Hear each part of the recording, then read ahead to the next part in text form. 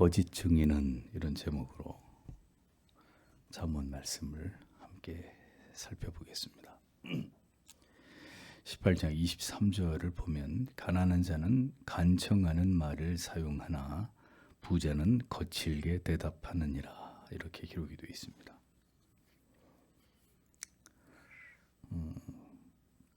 가난한 자는 간절한 말로 구하여도 부자는 엄한 말로 대답한다. 세상은 돈이 많고 적음에 의해서 사회적 지위가 결정되는 이런 냉혹함과 비참함을 잠언은 적나라하게 우리에게 이것을 보여주고 있습니다. 이것이 냉정한 세상의 현실이라는 것을 우리에게 직시하게 합니다. 세상이 그렇다는 것을 아는 것도 지혜의 한 부분이겠죠. 세상이 어떤 원리로, 어떤 타락한 원리로 돌아가는지를 성도가 정확히 알아야 하는 것도 우리에게 필요한 지혜일 것입니다. 가난한 자는 부자가 가진 많은 선택의 권리와 특권들이 없기 때문에 언제나 읍소할 수밖에 없습니다. 힘이 없고 가진 게 없는 사람은 언제나 세상에서 그렇게 엎드릴 수밖에 없는 것입니다. 가난한 사람들이 살아가기에는 황금 만능주의의 배금 사상이 지배하는 세상은 참 냉혹한 것입니다. 그래서 악착같이 사람들이 돈을 벌려고 하는 것이죠. 비단 많은 재산과 값어치 있는 진귀한 물질에 대한 소유만이 목적이 아니라 가진 자의 당당함을 드러내면서 부족함이 없이 다른 사람들에게 아쉬운 소리 하지 않고 자존감을 지키면서 살고 싶기 때문에 사람들은 더 많은 돈을 벌려고 하는 것이고 모든 좋은 것을 누리고 그것을 자랑하고 싶어 하는 것입니다. 돈이 많은 부자는 아쉬운 소리를 할 이유가 없습니다. 모두가 다 그런 것은 아니지만 부자들 중에는 거만하고 무례한 말투를 가진 자들이 있다는 것입니다. 엄한 말이라고 번역된 원문의 의미는 강력한, 난폭한, 무례한 이런 뜻을 가지고 있습니다. 부자는 자신이 가진 돈을 견고한 성처럼 여깁니다. 돈이 가진 강력한 힘의 위력을 잘 알기 때문에 언제나 당당합니다. 거만하고 무례하고 아나무인인 이런 모습들을 종종 보게 되는 것이죠. 그러니까 성경이 말씀하는 부자는 그렇게 좋은 이미지의 부자를 가리키는 것이 아닙니다. 좋은 부자도 있죠. 근데 여기서 말하는 부자는 그런 좋은 이미지의 부자가 아닙니다. 탐욕적이고 자기가 가진 재산을 앞세워서 가난한 사람들을 멸시하고 자기의 부를 과시하면서 수치를 모르는 이런 난폭한 자들을 가리키는 것입니다. 부자가 그렇게 위세등등한 이유는 그가 의지하는 것이 재물이기 때문입니다. 돈이면 모든 것을 다 할 수 있는 이 세상의 그 부패한 원리 속에서 자신들이 가장 최상위에 있다는 것을 잘 알기 때문에 부자들은 당당한 것입니다. 그러나 하나님께서는 그런 세상에서 부와 권력을 가진 자들을 비웃으시는 분이십니다. 주님은 마태복음 19장 24절에서 다시 너희에게 말하노니 약대가 바늘귀로 들어가는 것이 부자가 하나님의 나라에 들어가는 것보다 쉬우니라 하신대 이렇게 말씀하셨습니다. 잠언 23장 4절에서 5절은 부자 되기에 애쓰지 말고 네 사사로운 지혜를 버릴지어다. 내가 어찌 허무한 것에 주목하겠느냐. 정령이 재물은 날개를 내어 하늘에 나는 독수리처럼 날아가리라. 디모데전서 6장 8절에서 10절은 우리가 먹을 것과 입을 것이 있은즉 족한 줄로 알 것이니라. 부하려 하는 자들은 시험과 올무와 정욕에 떨어지나니 곧 사람으로 침륜과 멸망에 빠지게 하는 것이라. 돈을 사랑함이 일만 악의 뿌리가 되나니 이것을 사모하는 자들이 미혹을 받아 믿음에서 떠나 많은 근심으로 자기를 찔렀도다. 이렇게 말씀하고 있습니다. 만약 경건한 그리스도인이 하나님의 은혜와 섭리로 부자가 되었다면 그것은 우연이 아닙니다. 반드시 거기에는 하나님의 뜻과 이유가 있을 것입니다. 하나님께서 다른 사람보다 더 많은 물질을 주신 그 이유를 반드시 생각을 해야 되고 그 물질과 재물을 주신 이의 뜻에 합당하게 반드시 사용해야 될 것입니다. 그렇지 않으면 그 모든 것을 주신 분께서 다 가져가실 수 있습니다. 아니면 그 물질에 대한 탐욕으로 그가 참 믿음의 자리에서 미끄러질 수도 있을 것이죠. 자, 그렇게 된다면 그런 물질은, 그런 부는 복이 아니라 저주가 되는 것이겠죠. 그래서 가난한 자도 부유한 자도 하나님 앞에서는 모두 별 의미가 없습니다. 오직 모든 상황과 처지 가운데서 흔들림 없이 하나님을 경외하고 지체들을 사랑하면서 항상 풍성하게 베풀고 나누고 그리스도의 사랑과 긍휼을 본받아서 그것을 실천하는 삶을 살아가는 것이 우리에게 진정한 지혜다라는 것을 성경은 우리에게 말씀하고 있는 것입니다. 24절을 보면 여러 친구를 두는 자는 불행이 임할 수 있으나 형제보다 더 친밀한 친구가 있느니라, 이렇게 기록이 되어 있습니다. 그러니까 성경은 말합니다. 친구가 많은 것은 절대로 좋은 것이 아니다라는 거죠. 그에게 어떤 친구가 있느냐 하는 것이 중요한 문제라는 것입니다. 많은 친구가 있지만 그 많은 친구들이 오히려 내게 해를 끼칠 수 있다. 성경은 이렇게 경고합니다. 한글 성경에 많은 친구라고 번역이 되어 있어요. 많은 친구, 어떤 친구, 똑같이 친구로 번역되어 있는데 원문에는 그렇지 않습니다. 많은 친구에서 이 친구에 해당되는 히브리어 레아는 일반적으로 그냥 단순한 의미의 친구라기보다는 그냥 동료, 아는 이웃 정도를 뜻하는 단어입니다. 그러나 뒤에 나오는 어떤 친구에서 친구에 해당되는 히브리어 오헤브는 사랑하다, 좋아하다라는 의미로 아주 친한 친구, 아주 막역한 사이를 가리키는 것입니다. 중마고 아주 친한 친구를 가리키는 단어입니다. 그러니까 우리가 그냥 아는 사람들 가운데는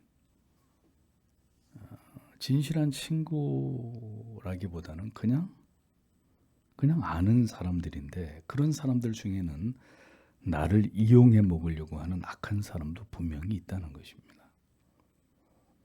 그러니까 어떤 일이 일어나기 전까지, 그에게 사기를 당하거나 뭐 어떤 악한 일을 겪게 되기 전까지는 우리가 그 사람을 모르고 있었을 따름이에요. 친구가 아니죠. 그냥 알고 있는 사람인데, 이런 경우에 우리가 그런 사람을 자칫 잘못 믿었다가는 큰 해를 당하기도 한다는 겁니다. 그냥 단순히 아는 사람들 가운데, 단순히 아는 사람이 아니라 정말 믿을 만한 진실된 친구가 우리에게 정말 중요한 존재다라는 거죠. 그런 친구의 가치를 성경이 말하기를 형제보다 친밀하다, 이렇게 잠언이 말씀했습니다. 그러니까 친밀하다라는 히브리어 말 다베크라는 말은 달라붙다, 굳게 결합하다, 이런 의미거든요. 자, 그러니까 어떨 때 이 사람이 나의 진정한 친구인지 아니면 그냥 단순히 아는 사이인지를 알 수 있을까요? 그게 언제 드러날까요? 내가 큰 어려움을 당했거나 혹은 정말 내게 기쁜 일이 생겼을 때,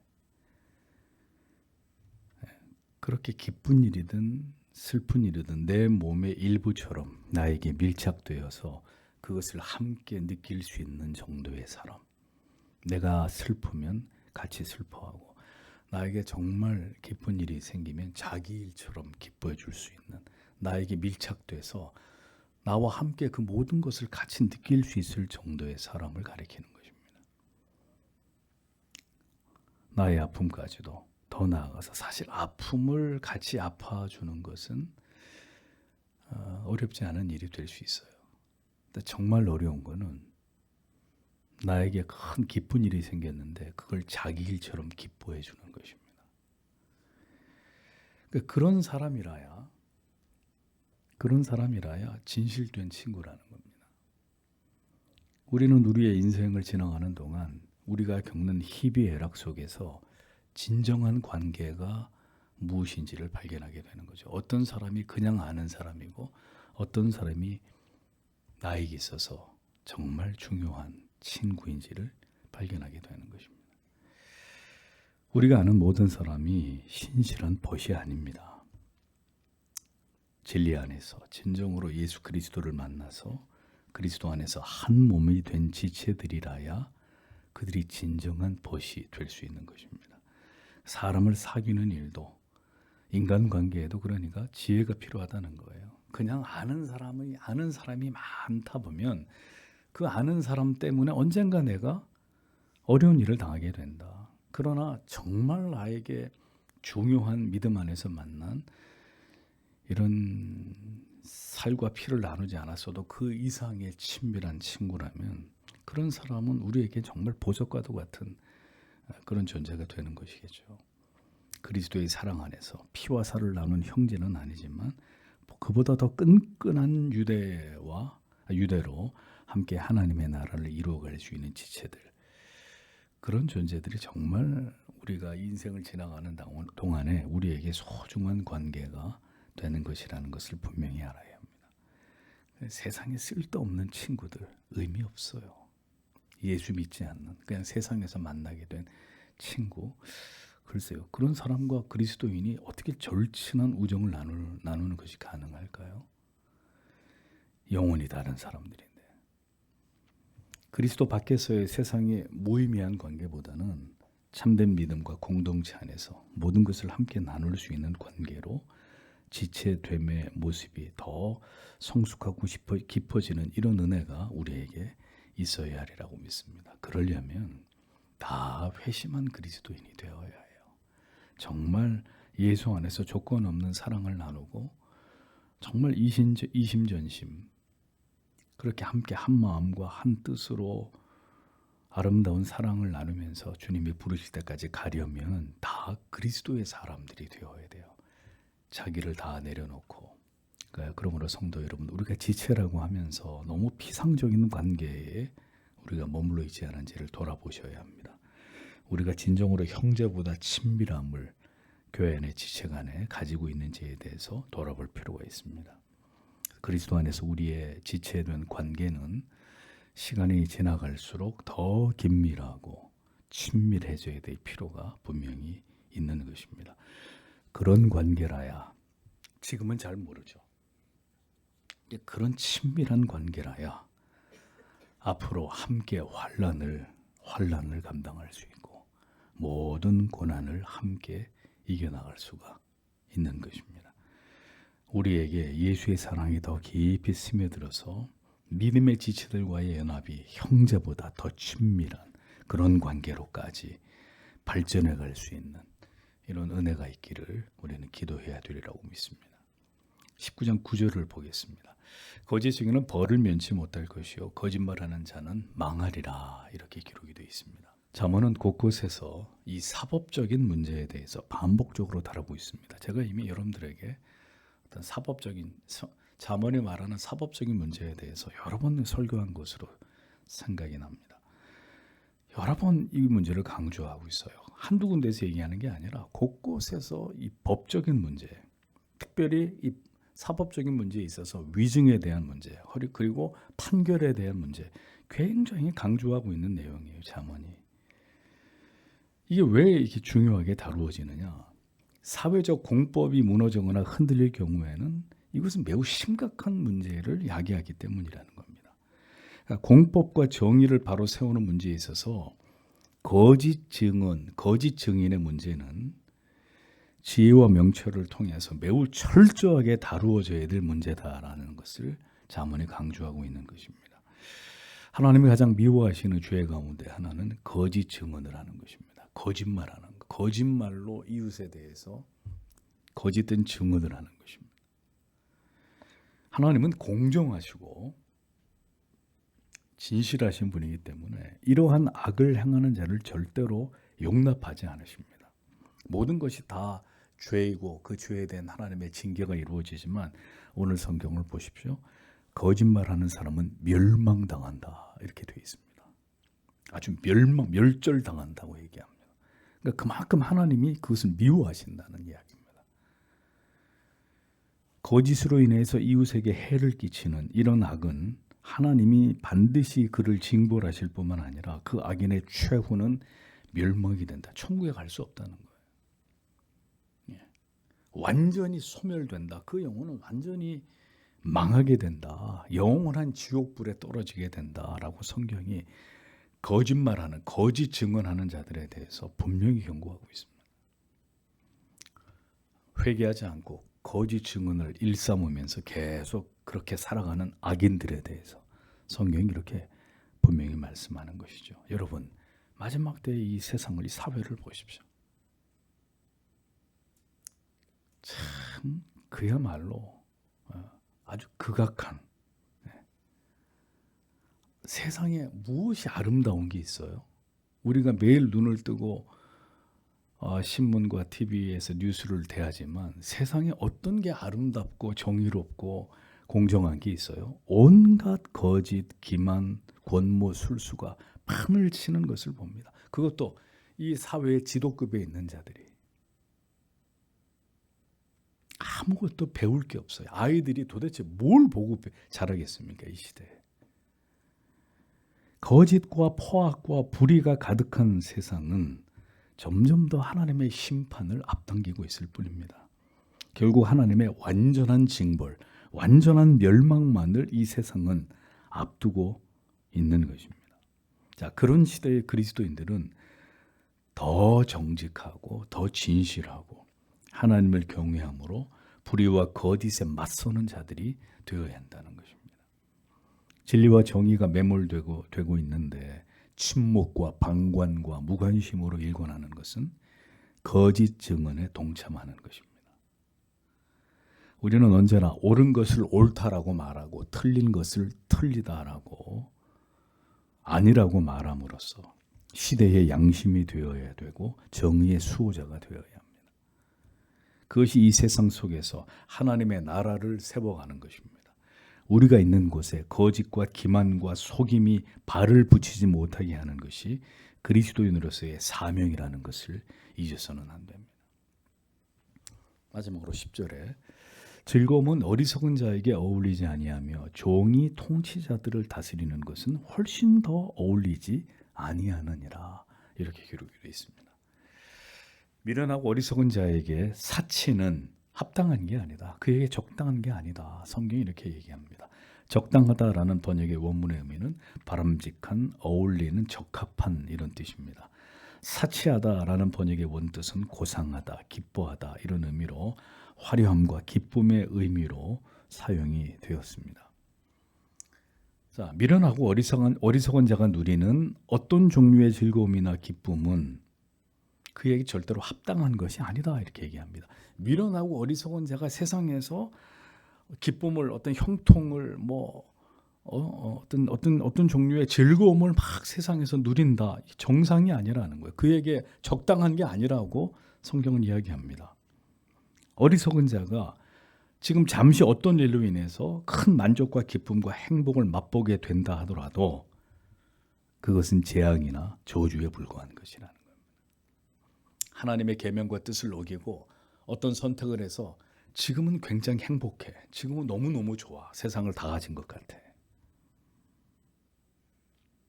그런데 그것은 즐거움도 축복도 기쁨도 아니고 그것은 하나님의 재앙과 저주라는 것입니다. 절대로 그것은 궁극의 즐거움이 될 수 없고 멸망의 전주곡이 될 뿐이라는 것입니다. 그러니까 성경이 뭘 얘기하려고 하느냐? 하나님이 정하신 순리가 있다는 거예요. 순리가. 세상은 그냥 돌아가는 것처럼 보이지만 하나님이 정한 순리가 있다. 질서가 있다는 것입니다. 그것은 하나님을 경외하고 지혜롭고 명철한 자는 진리 안에서 그 영혼이 참 즐거움과 평강과 위로를 얻게 되는 것이 당연한 것이고, 반대로 하나님을 알지 못하고 하나님의 명령과 계명과 율례를 어기고 그렇게 해서 하나님 앞에 죄를 지으면서 어리석은 미련한 길로 행하는 자에게는 참된 기쁨과 안위가 그에게는 함께하지 않도록 하시는 것이 하나님의 뜻이라는 겁니다. 그래서 그들은 지금은 기쁜 것 같아도 그 기쁨과 비교할 수 없는 더 큰 근심과 걱정과 염려 속에서, 괴로움과 고통 속에서 살아가게 된다는 것이죠. 그러니까 미련한 자가 세상에서 쾌락과 향락을 누리면서 살아가는 것은 저주에 불과할 뿐이라는 것입니다. 설령 그가 그렇게 살아간다 하더라도 그의 마지막은 비참한 멸망으로 끝이 나게 된다 하는 것이죠. 자, 또 하나의 하나님의 정하신 순리가 있는데 마땅히 방백이 종을 다스리는 게 이게 하나님의 질서라는 거예요. 하나님의 질서. 순리는 방백이 종을 다스리는 게 순리예요. 그럼 영리는 종이 방백을 다스리는 거예요. 잘못된 것이라는 겁니다. 이것은 영리라는 거죠. 즉 하나님이 세우신 권위가 지켜지고 그 권위에 합당한 순종과 존경을 받게 되는 것이 하나님이 세운 질서라는 것입니다. 종이 방백을 다스리는 것은 그건 합당한 게 아니라 방백이 종을 다스리는 게 순리라는 거예요. 자, 가정이든 학교든 직장이든 교회든 이 사회든 간에 하나님이 세운 이 질서, 하나님이 세우신 이 권위, 이것은 반드시 지켜져야 된다는 것입니다. 그런데 마지막 때가 될수록 인간의 죄가 창궐을 할수록 어떤 일이 벌어지나요? 이 질서가 물구나무 서기를 하는 거예요. 다 뒤집어져 버리는 거죠. 종이 주인을 다스리려고 합니다. 이게 정상인가요? 노조를 만들어서 허구한 날 투쟁을 일삼아가지고 회사 경영에 심각한 손실과 파산의 위험을 초래합니다. 가정에서 하나님이 세우신 질서가 무너져서 남편과 아내 사이의 복종과 사랑의 관계가 다 무너져 버립니다. 자녀는 더 이상 부모의 말을 들으려고 하지 않습니다. 그 권위에 도전하고 반항하고 부모의 말을 무시하기 일쑤입니다. 교회에서도 목회자들이 정당한 사유 없이 쫓겨나가는 일들이 비일비재합니다. 이게 마지막 때에 일어나는 일들이에요. 종이 방백을 다스리겠다는 것입니다. 하나님이 세우신 이 순리가 다 무너지고 세상이 온통 뒤죽박죽이 되는 겁니다. 혼란과 혼돈의 이런 양상들이 일어난다는 거죠. 왜? 하나님이 세우신 권위와 질서를 인간이 다 파괴시켰기 때문에. 그러면 행복할 것 같죠? 종이 방백을 다스리면 종이 행복해질 것 같죠? 하나님의 순리가 아니라는 것입니다. 이 모든 일이 종이 방백을 다스리라는 악에 의한 일들이라는 거죠. 하나님이 세운 모든 위계와 질서를 파괴하고 무너뜨리는 일들이 이 세상에서는 그렇게 일어난다는 것입니다. 탈권위의 시대, 탈권위의 시대. 기독교의 진리를 점점 무시하고 아예 무관심해하고 있는 유럽이 지금 어떻게 됐습니까? 유럽 사회가 어떻게 됐습니까? 결국 혼란과 혼돈을 피할 수가 없는 거예요. 하나님을 저버리고 절대 진리를 무너뜨리고 거기에 인간이 올라서는 순간 종이 방백을 다스리려고 한다. 인간이 하나님을 지배하려고 든다. 그럼 세상은 막장으로 가는 거예요. 무지한 다수의 사람들이 원하는 것을, 자기들이 원하는 것을 수단과 방법을 가리지 않고 관철하려고 듭니다. 제도를 뜯어고치고 법을 뜯어고치고 다 뜯어고쳐서 무지한 인간들, 다수의 인간들이 그저 원하는 세상을 만들려고 합니다. 그 세상은 조화롭고 아름다운 세상이 될 수 있을까요? 천만에. 다 무너지는 것입니다. 그런 사회는 절대로 앞으로 나아갈 수가 없습니다. 그런 공동체는 결국 모든 질서가 무너지게 되고 퇴보하게 되고 결국은 망하게 되는 것입니다. 모든 것은 순리대로 분수에 맞게 하나님이 세우신 질서 안에서 그 권위가 지켜지고 유지되어야 합니다. 이것이 하나님이 통치하시는 방식이라는 거죠. 어디든 마찬가지입니다. 가정이든 교회든 사회든 직장이든 국가든 다 이 하나님의 순리에 의해서 다스려질 때 그곳이 평화롭고 안정되고 번영할 수 있는 거예요. 근데 이것을 무너뜨리면 다 같이 공멸의 길로 가는 것입니다. 이 원리를 세상이 무지하기 때문에 기어이 이 원리, 하나님의 원리를 무시하고 자멸의 길로 가고 있는 것이죠. 그런 시대 속에 성도와 교회만이라도 하나님이 우리에게 주신 이 권위와 질서를 반드시 지켜야 합니다. 교회와 성도가 이것을 무시하고 어기게 되면 어떤 일이 일어나느냐?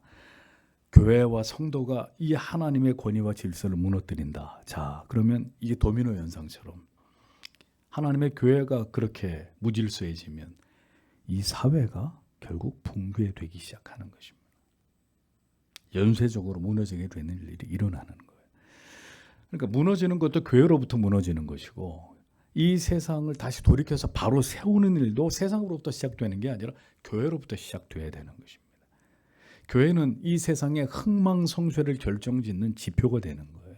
그러니까 교회가 엉망진창이 되면 세상도 엉망진창이 되는 것이고 교회가 다시 하나님의 말씀 위에 바로 서게 되면 세상도 계몽되고 세상도 새롭게 개혁되는 일들이 뒤따르는 것입니다. 이것이 하나님의 나라의 법이란 말이죠. 하나님의 통치가 순리대로 실행되는 그 시작점은 성도의 가정과 교회입니다.